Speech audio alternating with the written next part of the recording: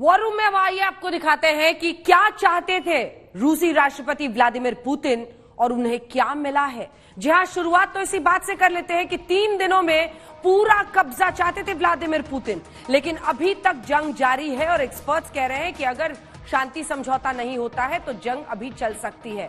34 दिनों में भी उनका प्लान कामयाब नहीं हुआ है। यूक्रेन नाजी फ्री हो ये चाहते थे वो, लेकिन अजोव बटालियन अब भी वहां पर सक्रिय है, जो ये साफ संकेत देता है कि अपने मंसूबों में अभी तक नाकाम दिख रहे हैं व्लादिमीर पुतिन। यूक्रेन की नेटो ख्वाहिश पर लगाम लगे, जिसके लिए जेलेंस्की ने नेटो प्लान टाल दिया है। क्या हासिल हुआ है? जेलेंस्की ने नेटो प्लान को टाला जरूर है, लेकिन ये भी तय है कि पूरी तरह से क्या वो इसको छोड़ने को तैयार है।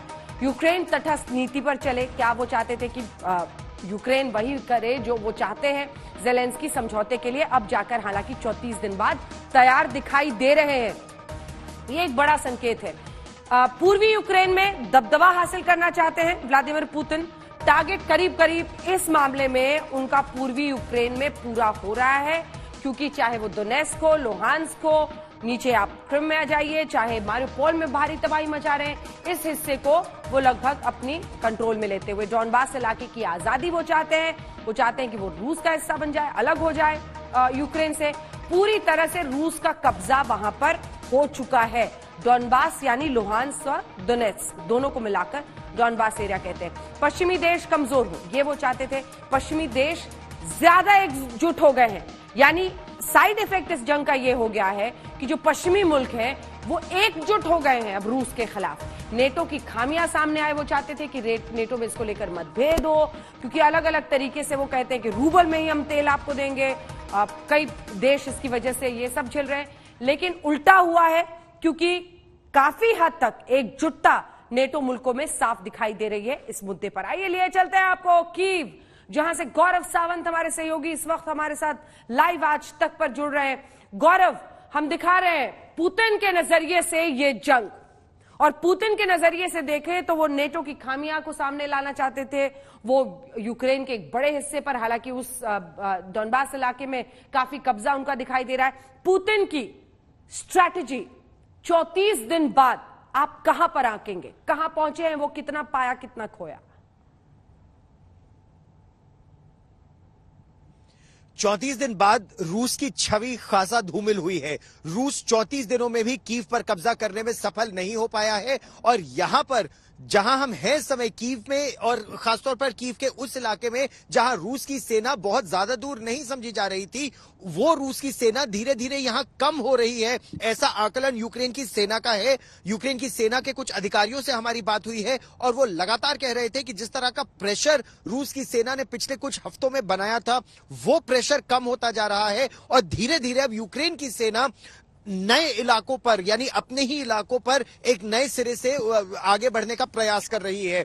इरपिन हो, बूचा हो, ब्रोवरी हो, कुछ इलाकों में यूक्रेन की सेना फिर आगे बढ़ी है, और रूस की सेना उत्तर की दिशा में रिट्रीट कर रही है या रीग्रुप कर रही है। तो यह दिखाता है कि कीव पर कब्जे की राष्ट्रपति पुतिन की जो मंशा है वो सफल नहीं हो पाई, पहली बात। दूसरी बात, उन्हें बड़ी सफलता मिली है, जैसा आपने बिल्कुल सही कहा अंजना, उनको बड़ी सफलता मिली है डॉनबास के इलाके में, क्योंकि डोनेत्स्क और लुहांस्क उनके पूरे पहले 30% उनके कब्जे में था, अब लगभग 80 से 90% उनके कब्जे में है, और रूस की सेना इस समय मारिउपोल शहर के अंदर है। हालांकि कुछ मारिउपोल शहर के अंदर पॉकेट्स ऐसी है जहां अजोव बटालियन के साथ अभी भी झड़पें हो रही है, और एक तस्वीर जो बहुत वायरल हो रही है यहां कीव में, वो एक एंटी टैंक गाइडेड मिसाइल जो एक रशियन टैंक को जाके हिट करती है, बिल्डिंग के ऊपर से ATGM फायर किया गया है, वो यहां बहुत वायरल हो रही है तस्वीरें। तो वो दिखाती है कि अजोव बटालियन अभी भी लड़ रही है। तो जो नियो नाजीज या डीनाजिफिकेशन का उनकी मंशा थी, वो भी पूरी तरह से सफल नहीं हो पाई है। तीसरी बात, खरसन के इलाके में रूस आगे बढ़ा है, ये रूस के लिए सफलता है। आज मिसाइल स्ट्राइक्स कीव पर तो नहीं हुई है, लेकिन मिकोलाइव में बड़ी मिसाइल स्ट्राइक हुई है, जिसमें बड़ा नुकसान हुआ है। कुछ लोग मारे गए हैं, कई लोग दबे हैं एडमिनिस्ट्रेटिव ब्लॉक के मलबे के नीचे। और जो रूस को सफलता के रूप में अगर देखा जा सकता है तो ये कि रूस चाहता है कि उसकी जो करेंसी है रूबल, जितने इलाके रूस के अभी कब्जे में हैं, वो चाहता है कि यहां की करेंसी यानी ग्रेवनास का इस्तेमाल ना हो, रूबल का इस्तेमाल हो, और इसीलिए रूस उन इलाकों को अपना वर्चस्व वहां स्थापित करने का प्रयास कर रहा है, ईस्ट में और साउथ में। राजेश पवार, आज जंग को 34वें दिन आप कहां देख रहे हैं?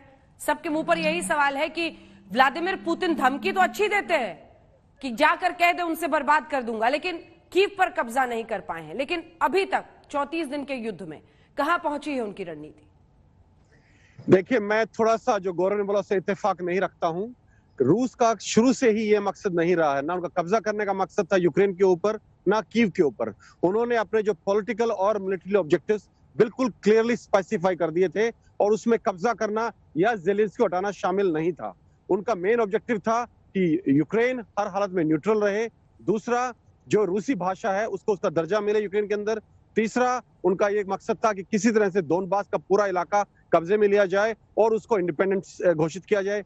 आखिरी उनका मुद्दा था कि क्रीमिया को यूक्रेन एक्सेप्ट करे कि ये उसका हिस्सा है। और मैं मानता हूं रूस लगातार इस दिशा में बिल्कुल सही दिशा में बढ़ रहा है। उनके मिलिट्री ऑब्जेक्टिव्स उन्होंने हर हालत में अचीव कर लिए हैं, पहले फेस ऑफ ऑपरेशंस में जो 4 दिन पहले खत्म हो गया था। और यही जो मिलिट्री ऑब्जेक्टिव्स हैं वो इनका इस्तेमाल करेंगे अभी नेगोशिएटिंग टेबल पर, ताकि प्रेशर डाल सके और जो पॉलिटिकल ऑब्जेक्टिव्स हैं उनको वो हासिल कर सके। अंजना, धन्यवाद आप दोनों का।